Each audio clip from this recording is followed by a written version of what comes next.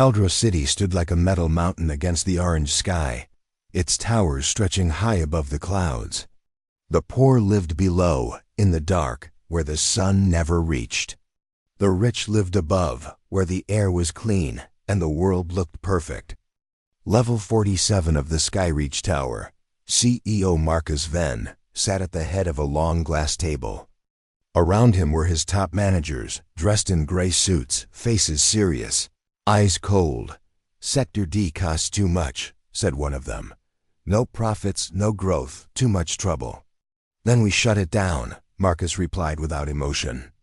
"Evacuate it, clear the land, and sell the zone to the lunar tech buyers." "We're not running a charity," no one argued. They knew better. Marcus stood up, fixed his suit and nodded. Meeting over. He stepped into his private elevator. Soft music played as the floor numbers blinked above him. He leaned back, tired, but satisfied. Another deal closed. Another problem removed, but then a loud thud. The elevator jolted. The lights flickered. Marcus frowned. Suddenly, the emergency hatch above the elevator slid open. A small figure dropped down. Marcus's eyes widened. A little girl, maybe 10 years old, stood in front of him. Her clothes were dirty. Her hair was messy. Her eyes wide, brown, and filled with something he didn't understand, fear and hope together. Before he could speak, she said quickly, "Please, don't scream. I'm not here to hurt you." He blinked. Who are you? How did you get in here?" "I'm Mira," she said. "I came to ask for help. You broke into my elevator to beg?" She shook her head. "Not for me."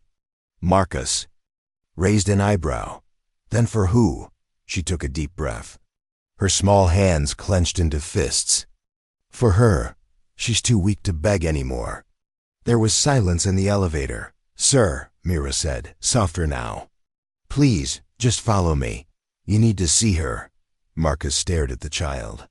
This was insane, dangerous, irritating, but something in her voice. It felt different. Not the usual kind of begging. Not the usual kind of scam, and he was curious. "Where are we going?" "Below," Mira said. "Very far below." 30 minutes later, Marcus stepped out of a hidden tunnel behind an old factory near the base of the city. Mira had led him through service shafts, old maintenance tubes, and tight, filthy spaces. His suit was torn. His shoes were ruined. He was furious and yet still following her everywhere down here. He saw the forgotten people. Children with empty bowls. Mothers crying in silence. Men coughing, skin pale, lungs filled with dust. The lower city was not dying, it was already dead. "I had no idea it was this bad," he muttered. Myra didn't reply. She kept walking. Soon they reached a dark sealed storage room. The door had rusted shut long ago. Mira crawled through a broken vent and unlocked it from inside. She waved him in. "Inside this room," she said, "is someone important." "To you?" Marcus asked. "To everyone," she replied. The room was cold, damp, and smelled like oil and blood. In the corner stood an old cargo trunk, half buried under blankets and metal parts. "There," Mira said, pointing. "Open it." Marcus hesitated. "What's in it? You'll see." He sighed, stepped forward, and lifted the lid. And then Marcus froze. Inside the trunk lay a woman, still alive but barely. Her body was thin, her skin pale. Wires and tubes were connected to her chest, and a soft blue light glowed from a device just above her heart. A mechanical implant, blinking. Slow and weak. But that wasn't what froze Marcus. The device, he recognized it. It was his company's tech. A prototype. Not yet released. Not even supposed to exist outside the lab. His voice was low, almost afraid. "Who is she?" "Her name is Alina," Mira said. "She used to work in your labs. She saved me, and many others." "She stole this tech?" Marcus asked. "No," Mira said. "She used it to heal, to protect. She didn't steal it, she saved it." Marcus didn't speak, his mind raced. Questions hit him all at once. How? Did this girl know about biotech? How did Alina get this device? Why was she hiding in a trunk? And who was trying to silence her? Why show me this? He finally asked. Myra looked up at him, her voice shaking but clear. Because you can stop them. You're the boss, right? If they find her, they'll take her. Or worse. Marcus looked down at Alina. The blinking light on her chest was dimming. She was running out of time. He touched the edge of the trunk gently. This wasn't just about money anymore. This was about something bigger, something human. Mira stood quietly beside him, waiting. And for the first time in many years, Marcus Venn, richest man in Caldra, leader of towering empires, felt small. He whispered to himself, "What have we done?" Marcus stood beside the open trunk, staring at the woman inside. Her name was Alina, and she looked like a ghost, skin pale, lips dry, breath shallow. The blue light on her chest device blinked slowly, like a dying star. That device, Marcus knew it well. It was called a biocore, a secret healing implant developed by his company. Only 5 existed. It was supposed to be locked deep in the Core 1 lab. No one outside the boardroom even knew it was real. And yet, here it was, in a trunk, under a blanket, in the lowest part of the city. How did she get this? Marcus asked again, voice tight. Mira stood nearby, her hands held together in front of her chest. She didn't steal it. She took it when they tried to kill her. She was working in your labs. Something went wrong. She ran. Who's they? The ones who came after her. The ones who send the black vans. The ones who don't want anyone to know this tech works. Marcus's chest felt heavy. He looked down at Alina. She was so still. Her body was too weak, her breathing too shallow. And yet, she was alive because of that tech. Why didn't you take her to a clinic? He asked. Mira looked down. They don't help people like us. And if they find her, they'll take her away. We have to hide. The room was quiet, except for the faint hum of the biocore and the sound of water dripping from a broken pipe. Marcus straightened up and stepped back. She needs help. I can send a doctor. Mira shook her head. No, not one of yours. You can't trust your people. Not all of them. The girl's voice was soft but firm. She wasn't asking for permission. She was telling him the truth. Then what do you want from me? Marcus asked. I want you to see her. To see what your company did. And I want you to help us. Not just her, but everyone down here. That made him pause. Help? He was a businessman, not a hero. But something in his chest, something buried, for years, stirred again. He looked around the room. Old beds made from crates, rusted tools, broken lights. And in the corner, a drawing on the wall. A son and a child holding hands with a woman. Mira followed his gaze. I drew that, she said. That's me and her, before she got sick.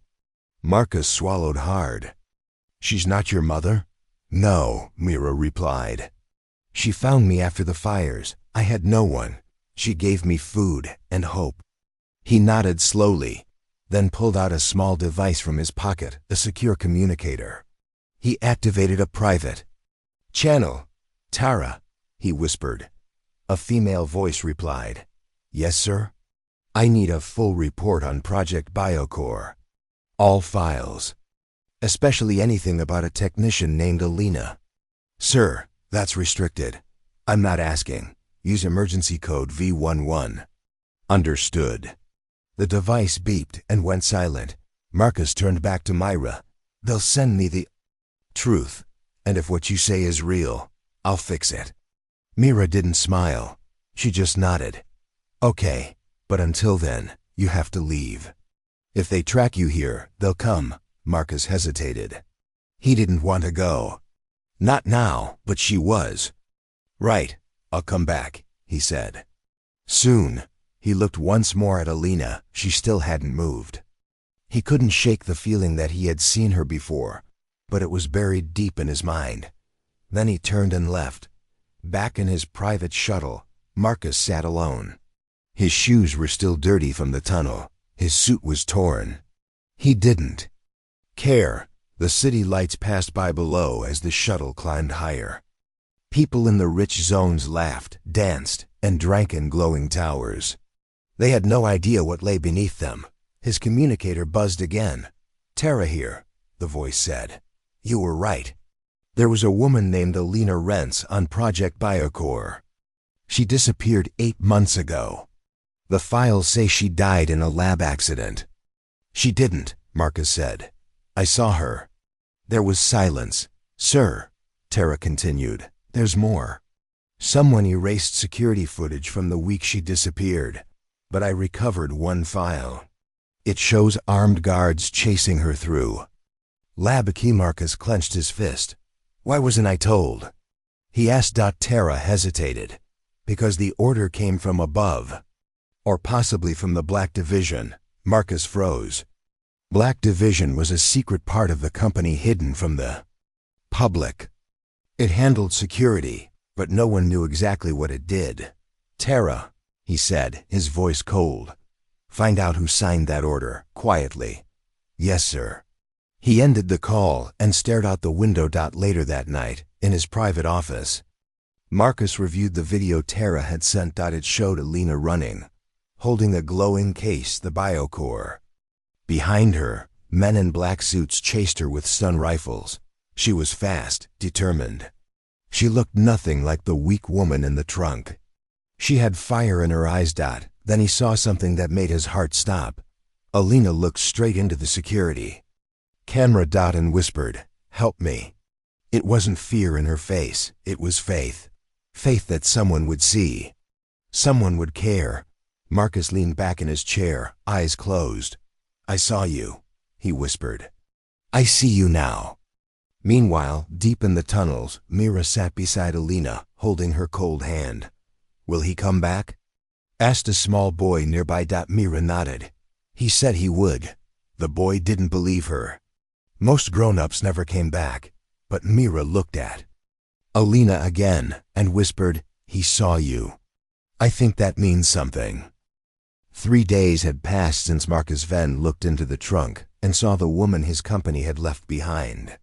But the image of Alina, weak, pale, breathing only because of the stolen Biocore, never left his mind. He couldn't sleep, not because of guilt alone, but because of fear.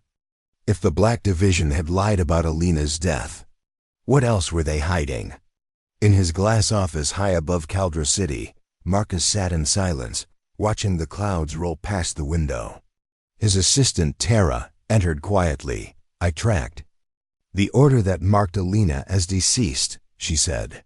"It was signed off by Director Juno from Internal Security. She's been working closely with the Black Division." Marcus's hands clenched into fists. "Did she give any reason?"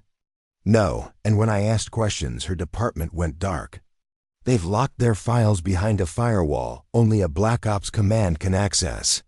"Then it's worse than I thought," Marcus said. Tara nodded slowly. "If they find out Alina is alive, they'll try to finish what they started." Marcus stood up. "I won't let them." He pulled open a secure drawer and took out a small black case. Inside was a communication device shaped like a ring. "Tara, I need you to contact someone off the grid." "A man named Rel. He used to work in Biocore engineering. He vanished after the project was shut down." Tara looked surprised. "Rel? Wasn't he the one who said the Biocore tech was too powerful to control?" "Yes, and he was right." Marcus slipped the ring onto his finger. "Find him. I'll go back underground. I need to see Alina again." Back in the Undercity, Mira sat beside Alina, gently changing the wet cloth on her forehead. The Biocore's light was blinking faster now, sometimes bright, sometimes dim. Mira didn't know what it meant, but it scared her. "Stay strong," she whispered. "He said he'd come back." Footsteps echoed through the tunnel entrance. Mira grabbed a pipe, ready to protect Alina if needed. But then she heard a familiar voice. "It's me." Marcus stepped into the room, his clothes plain this time, No suit, no tie. He looked tired but determined. Behind him floated a small medical drone, its arms glowing with tools. Mira stepped back as the drone scanned Alina. "I brought this from my private lab," Marcus explained. "It's clean, no trackers. It can help stabilize the biocore." The drone injected a small booster into the implant on Alina's chest. Instantly, the light grew steady. Her breathing eased.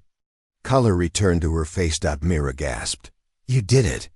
Marcus knelt beside Alina. He touched the edge of the trunk, then looked at Myra. "She's stronger now," he said. "But she's not safe yet. Why not?" Mira asked.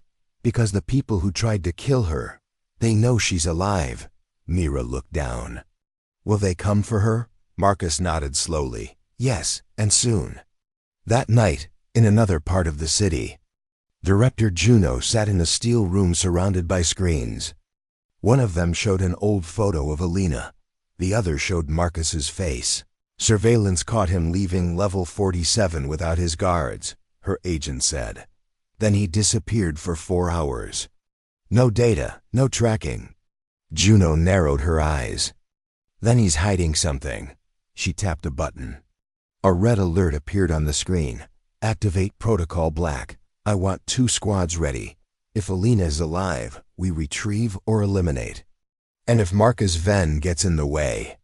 She didn't finish the sentence. She didn't have to. Back underground, Marcus sat across from Mira while the drone monitored Alina. "She wasn't just a lab worker," he said. "I remember her now. She came into a board meeting once to warn us." "Warn you?" Mira asked. "Yes. She said the biocore could heal, but it could also be used for control. To shut off pain, turn off fear, even control emotion. She said it was too dangerous." "And what did you do?" "I ignored her." Marcus looked ashamed, I thought. She was just being emotional. I signed the order to continue testing.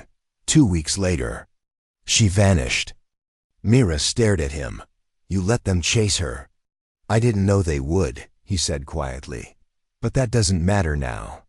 What matters is fixing it." She looked away. "We don't need fixing.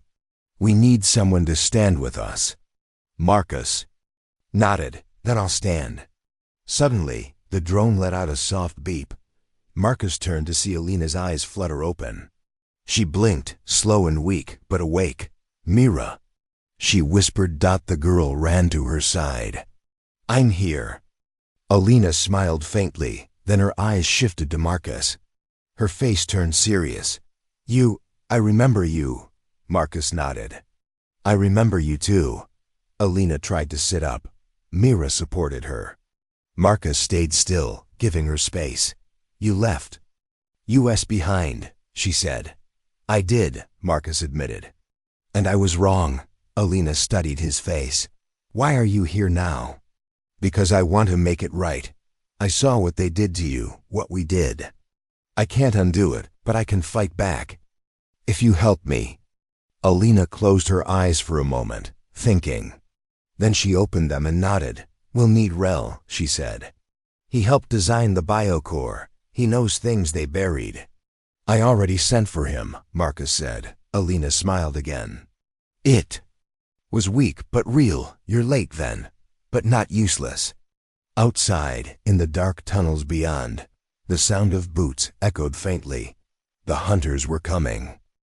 The Undercity was quiet, but not safe. Somewhere in the deep tunnels of Caldra, a team of 6 black-suited soldiers moved like shadows. Their boots didn't echo. Their helmets had no lights. Their guns were loaded with stun rounds and memory wipe. Darts. This was Protocol Black, the secret cleanup crew of Ventec Industries. Their mission: retrieve the stolen biocore, or erase anyone connected to it. "Target location confirmed," said the team leader, speaking through a silent comm. "Move in." No witnesses. Meanwhile, in the hidden room beneath the city, Alina sat up slowly. Her skin looked better. The biocore's glow was stronger now. Mira stayed beside her, holding her hand like a nurse. Marcus stood across from them, checking a small device on his wrist. His private scanner showed no alerts. Yet, you should still be resting, Mira told Alina softly. I've rested. Enough, Alina replied. Her voice was still quiet but steady.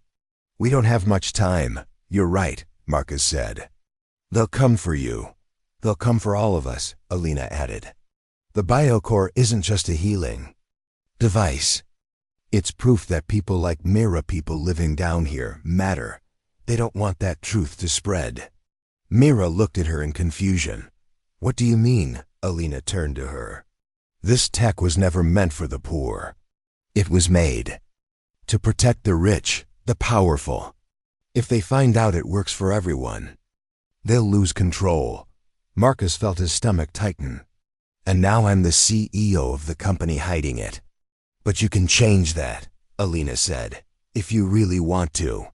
Before Marcus could reply, his wrist device flashed red dot movement. Detected. 5 life signals. Close. Armed. They're here, he said. Outside, the Protocol Black Squad split into teams. 2 agents moved around the back tunnel. 2 others crawled through the upper vents. The last 2 stood by the entrance, preparing to breach. The leader gave a silent hand signal. Go. Inside the room, Marcus pressed a button on his wrist. The medical drone's eyes glowed blue and shifted into defense mode, extending a small shield and stun projector. Mira, take Alina through the lower tunnel, he said quickly. It leads to the old station. What about you? Mira asked. I'll slow them down. Alina reached for his hand. You don't have to die for us. I'm not planning to, Marcus said with a half smile. But I'm not running either, Alina nodded. Good, then let's survive this together. As Mira and Alina slipped through the back tunnel, Marcus stood near the trunk and waited. The drone floated beside him, ready. A second later, the door exploded inward. Smoke filled the room. Red lights blinked in the shadows. 2 agents entered, moving like machines. Their visors scanned the space, searching for Alina. Marcus stepped out of the smoke. Looking for me. One of the agents raised his weapon, but before he could fire, the medical drone shot a flash burst of bright blue light. Both agents fell. Back, stunned. Marcus didn't wait.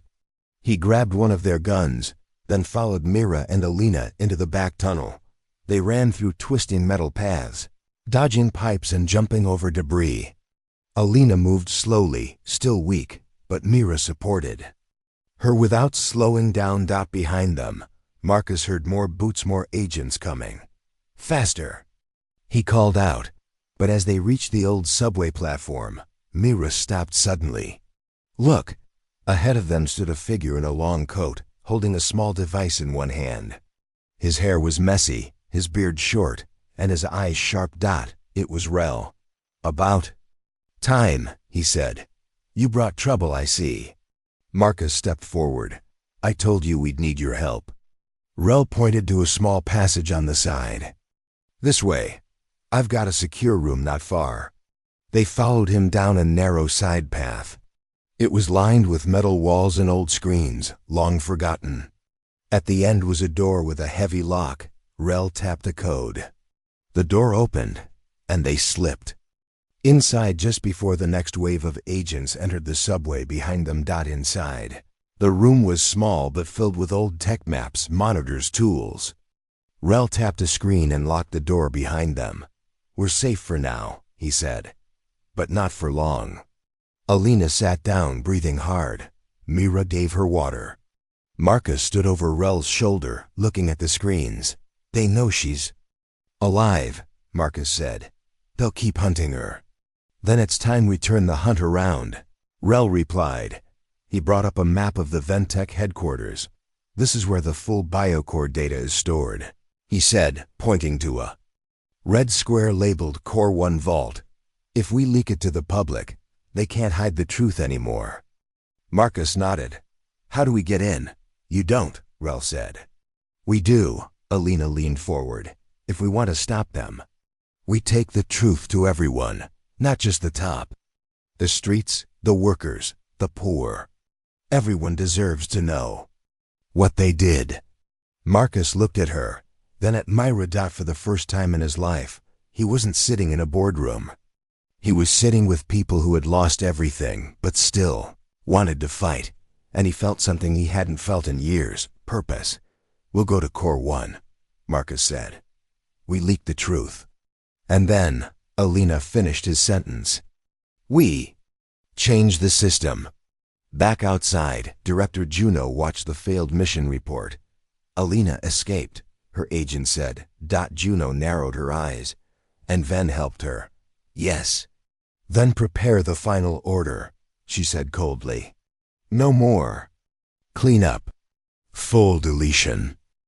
Inside the safe room deep beneath Caldra City, maps and glowing blueprints covered the walls. Rel stood in front of a large screen, pointing to the heart of Ventec, a location labeled Core 1. "This is where the truth lives," he said. Core 1 Vault holds the original BioCore research files. Medical logs, test results, employee reports, everything they tried to erase. Alina leaned forward, her eyes sharper now. "If we release those files, the world will see what they did to me and to others." Marcus nodded slowly. "And they'll know the BioCore wasn't meant to help the world. It was meant to control it." Mira sat beside Alina, looking between them. "Then why don't we just go there and take it?" Rel smiled faintly. "Because Core 1 is locked tighter than the Sky Towers. Biometric locks, AI scanners, motion alarms, heat traps. You can't walk in without being seen. And if you are seen, you're not walking out." Marcus folded his arms. "I have access. My codes still work. For the front doors," Rel replied. "Not the vault. That needs something else." "What?" Double signature," Alina said, remembering. "Mine and the CEO's," Rel nodded. "Exactly." Mira stood up. "So if both of you go together," Marcus raised his hand. "No, I won't put her at risk again." Alina shook her head. "I've already been at risk. And we don't have time to be careful." Marcus looked at her, then at Mira, small, quiet, watching them with wide eyes. He finally nodded. "We go together, but smart." Late that night, while the rich partied in glowing towers above the clouds, Marcus's private shuttle flew low, between abandoned buildings. Inside sat Marcus, Alina, Rel, and Mira.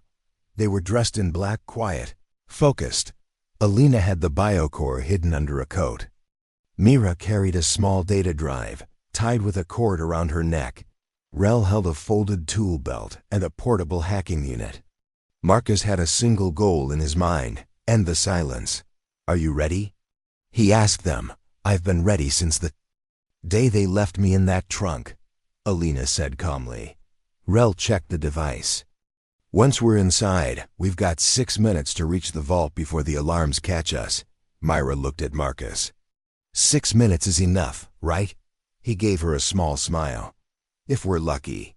At Core 1's rooftop, Marcus used his CEO code to unlock the landing pad gate. The doors opened with a quiet hiss. The hallway beyond was white clean and bright, just like before. "Too bright," Alina whispered. "Feels like a cage made of light." They moved carefully down the hall. No alarms, no guards. Not yet. Rel hacked the wall panel and shut down the interior cameras for exactly 400 seconds. "Go," he said. They passed labs, empty desks, locked doors, until they reached a metal wall marked Vault Sector Alpha. Marcus placed his hand on the scanner. A green light blinked. "Identity confirmed. Marcus Ven, CEO." Alina stepped forward. "My turn." She pressed her palm beside his. The light blinked again. "Identity confirmed. Alina Rentz, Senior Developer." The doors slid open with a hiss of cold air. Inside the vault, the room was filled with floating screens, old prototypes, locked drawers. At the center, a glowing data cube rested in a glass stand. Marcus stepped forward and lifted it gently. "This is it." He handed it to Mira. "You're the fastest," he said. "Take it to the signal room. Upload everything to the grid." Rel will guide you. Mira looked nervous, but nodded. I can do it. Rel placed a headset on her and whispered the directions. As Mira and Rel left for the signal room, Marcus and Alina stayed behind, locking the vault behind them. It bought them time, but not enough. 10 floors above, Director Juno watched from a black control room. Her face was tight with rage. They're in the vault, her assistant said. See that, she snapped. Activate lockdown, seal all exits, send the kill units. The building shook slightly as emergency doors slammed shut across every floor. Red lights flashed. Juno whispered coldly, no more running. Back in the vault, Marcus and Alina heard the lockdown begin. Heavy doors slid into place. The hallway lights changed from white to red.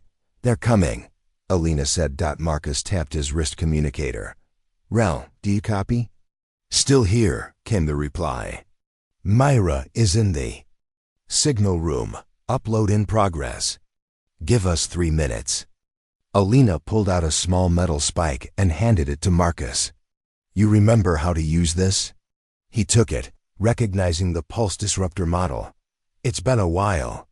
Suddenly, a crash echoed down the hallway. Soldiers in black armor charged. Forward, weapons raised. Marcus threw the disruptor. It exploded in a flash of blue light, knocking them back just long enough. He grabbed Alina's hand. We hold them off till Mira finishes. In the signal room, Mira stood in front of a glowing console. The data cube hovered in the center, spinning fast. Lines of text flashed on the screen. Uploading. 74%. 86%. Rel watched the hallway nervously. Come on, he whispered. Almost there, Mira said. Fingers tight on the controls. Suddenly, a guard entered the hallway. Rel hit the lights, throwing the room into shadow. He tackled the guard as Mira kept typing. 99%. 100%. Upload complete. Mira pressed the final button.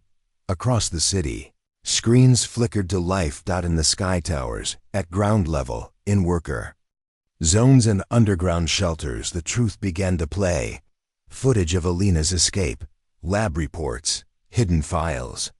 The biocore's purpose. The cover-up.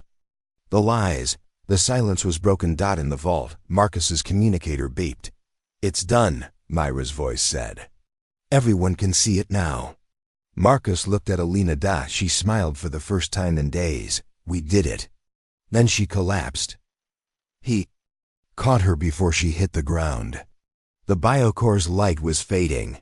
She used too much energy, Rel said, rushing in. We have to get her out now. Marcus looked around. They've sealed the exits, Rel smirked. Not all of them. Caldra City was no longer silent. The truth about the biocore, Alina's story, and Ventec's hidden experiments was spreading fast. Large screens on towers showed the files Mira had uploaded. People stood in crowds, shocked, angry, some in tears. In worker districts, families watched together, whispering names they had never heard before. In elite zones, rich citizens sat in their lounges, their faces pale with guilt and fear. And in the Undercity, thousands looked up, seeing the sky screens show something real for the first time. The silence was broken. But the fight wasn't over. Inside the Core 1 building, alarms still echoed through the halls. Red lights flashed above every door. Marcus held Alina in his arms. Her body was weak again. The biocore inside her chest blinked slowly. It had spent most of its energy keeping her alive during the escape and upload. She's fading, Rel said, placing his hand on her pulse. If we don't get her to safety, she won't last. Marcus looked at the hallway ahead still. Full of armed guards, they had sealed the main exits. The only way out was the old cargo route, a forgotten passage from the early construction days. It's risky, Rel said, but it's all we've got. Marcus nodded. Lead the way.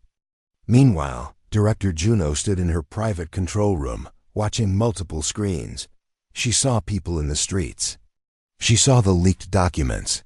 She saw Marcus's face in the footage, helping Alina. She picked up her communicator. Activate. Final protocol. Her assistant looked nervous. But it's not meant for city use. Juno's voice turned sharp. Do it. If we can't stop the truth, we erase the source. From a secure lab beneath the city, a large black drone was released. It was silent, fast, and built to destroy everything within a 500-meter radius. Its target, Core 1. Mira and Rel moved fast through the lower tunnels, guiding Marcus and Alina. Almost there, Rel said. Just past this gate. They reached a heavy steel door. Rel tapped an old keypad, but it didn't respond. It's locked, he muttered. Power's dead. Marcus handed Alina to Mira and stepped forward. He took out a manual override tool from his belt, something only a CEO would carry. With a few turns and clicks, the gate unlocked and slid open. Let's go, he said. But before they could enter, a loud hum filled the air. What's that? Mira asked, looking up from far above. A strange shape moved through the sky. It's not a normal drone, Rel said, his face pale. That's a strike unit. Marcus's wrist device buzzed. Tara's voice came through. Sir, get out now. Juno launched a final drone strike. It's heading to your location. Estimated impact in 4 minutes. Marcus looked down at Alina, then at Mira and Rel. There's no time, he said. We can't outrun it. But Mira pointed to a side tunnel. That way. It leads to the old train line. It's blocked, but not completely. Rel hesitated. If we get stuck, we're done, Marcus nodded. Then we don't get stuck. The group turned down the narrow tunnel. The ground shook beneath their feet. A soft rumble echoed from above. 2 minutes. Tara's voice shouted from Marcus's device. The drone is charging its blast. They ran harder. Rel and Mira cleared debris, pulling down loose pipes and pushing crates aside. Alina groaned, in pain but held on. Marcus never let go of her. Finally they reached the end of metal hatch, barely large enough for one person at a time. It leads to the drainage canal, Rel said. Once we're out, we can disappear. Marcus turned to Mira. You go first. She looked up. What about Alina? I'll bring her. Just go. Mira crawled through. Then Rel followed. Marcus lifted Alina through carefully. Just as he started to climb in after them, the ceiling above cracked. The drone was almost here. Outside, across the city, people watched the screens go black. The footage ended, but their hearts were awake. Now, they knew the truth. Protests began to rise. People marched in the streets. Workers left their stations. Even inside Ventec offices, some employees walked out. Where's the CEO? Someone shouted. He helped her, another said. He's trying to stop them. Back in the canal, Marcus stumbled out of the tunnel just as a bright light exploded behind him. The drone's blast hit Core 1's rooftop. The shockwave roared like a thunderstorm, but they had made it out. Alina lay unconscious, her body shielded by Marcus's arms. Mira cried and hugged her tightly. We did it, she whispered. You stayed. Marcus looked around. Smoke rose in the distance. The building he once ruled was burning, but in this moment, he felt no regret, only relief. Alina was alive. Mira was safe. The world had seen the truth, and the first walls had finally begun to fall. A few hours later, in a hidden room below the old city, Marcus sat beside Alina's resting body. Rel worked quietly nearby, setting up new communication lines. Mira slept in a corner, holding a small drawing in her hand. Tara's voice came through Marcus's wrist once again. Sir, the board is gone. Juno disappeared. The company is in chaos, but the people, they're rising. And they're calling for change. Marcus closed his eyes and whispered, Good. Far away, in a broken city that finally started to listen, The people remembered one line spoken by a little girl, with dirt on her face and courage in her voice. "Sir, she's too weak to beg." It had started as a whisper. Now it was a roar. Morning came quietly over Caldra City. The thick black smoke that had risen from the ruins of Core 1 had faded now. Ash still floated in the air like snowflakes, but the sky had changed. For the first time in years, it was clear. No drones flying overhead, no loudspeakers barking orders, no guards patrolling the rooftops. Just silence and hope. In a hidden room beneath the city, Marcus sat beside Alina's bed. Her skin looked a little warmer. The lights on her biocore were steady again. No longer blinking weakly. She was healing. He held her small hand carefully. She didn't speak, but her fingers moved slightly in his palm. "It was enough. You held on," he whispered. Across the room, Mira stirred awake. Her eyes widened when she saw Alina. She jumped up and ran to her sister's side. "She's okay?" she asked quickly. Marcus nodded. "She's fighting. Just like you." Rel came in through a side door holding a tablet. His clothes were dusty, and his face looked tired, but proud. "The message reached every sector," Rel said. "North Zone has already cut off power to Ventec stations. The workers are refusing orders, and look at this."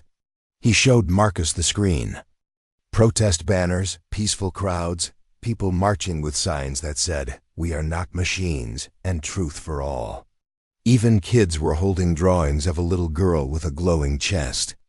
Below it, one sentence was written in large, bold letters: "She's too weak to beg, but strong enough to change everything."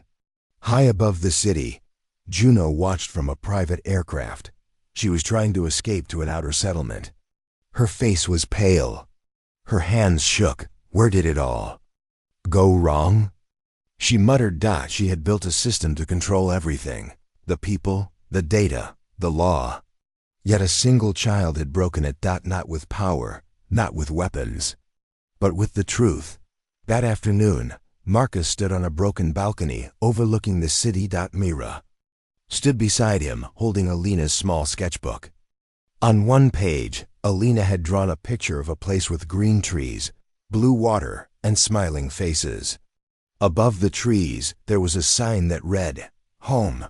Did she really believe in this? Mira asked. Marcus looked at the drawing. "Maybe. It's not a real place yet, but maybe we can build it." Rel joined them. "The people trust you now," he said. "They saw what you did. They heard what you said. If you speak again, this time as a man, not a CEO, they'll follow." Marcus thought for a moment, then nodded. "It's time." That night, from the city center, a broadcast went live. No bright lights, no shiny logos, just a simple camera, and one man standing before it. Marcus wore a plain shirt. His hair was messy. His voice was calm and strong. "My name is Marcus," he began. "And I used to be part of the system that hurt you." He paused, then continued. "I helped build machines that tracked your movements. I signed papers that approved tests on people who never had a choice. I lived above you, far from the pain. But I saw something I can never forget. I saw a child locked in a box, hidden like a secret. A girl who smiled even when she was sick. A girl who forgave even when she had every reason to hate. Her name is Alina." He looked straight into the camera. She didn't ask for power. She only asked to live. And in doing that, she gave us something more powerful than money or machines. She gave us truth.